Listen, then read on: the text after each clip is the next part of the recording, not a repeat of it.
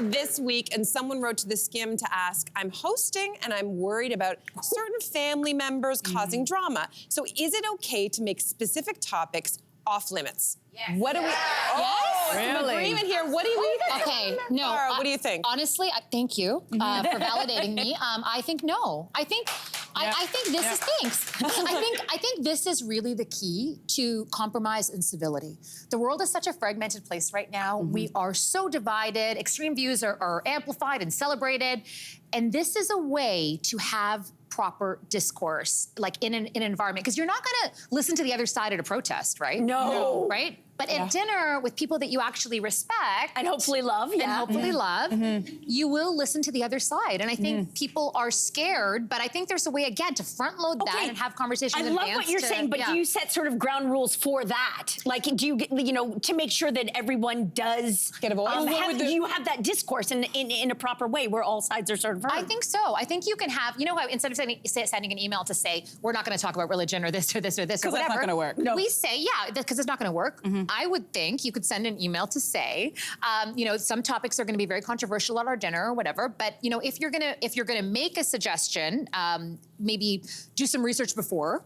And maybe would you send them a reading list? No, I would. Okay, fine. Maybe is that too far? Okay, let me make another suggestion. Okay. What if you say instead, you say, it's okay to change your mind. And also, it's okay, like you don't know everything about a subject. So please come to this dinner as a don't know it all.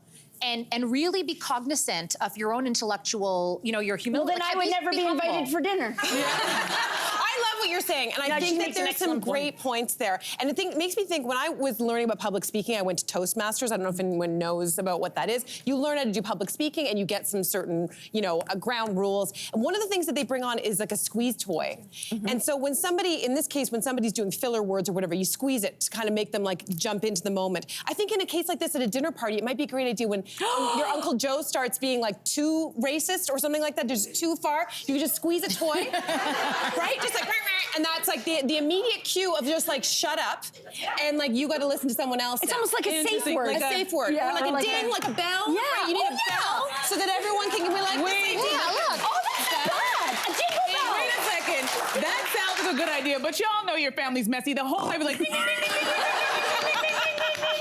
me out. I kind of enjoyed the mess of a holiday dinner. I don't mind it. Things do get...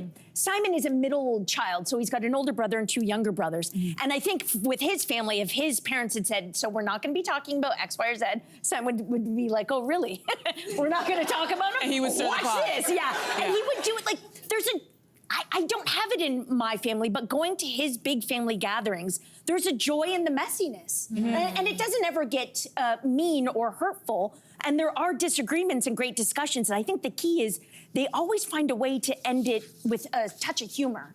And there is something very sweet about that, like the idea that you can disagree, and then you have these great stories after too about the messy dinners. I like it. I grew up in a very any Caribbean household, like we start loud, even when we're in a good mood, we're already yelling. And I had a tradition of like we spent every breakfast on Saturday morning and dinner on Sundays. And in that, not only did we break bread, but we learned to have conversations where we didn't necessarily agree with each other, but we always knew that love was at the table, so it was okay to disagree and know that you're still going to be good. And I learned that. So it's like when you have a situation where a person feels like because you don't agree with me, well, now we hate each other. That's the problem. And I think your family. And I'll say, just because someone has dropped that ball to put it on the table to have a fight, doesn't mean you have to pick it up.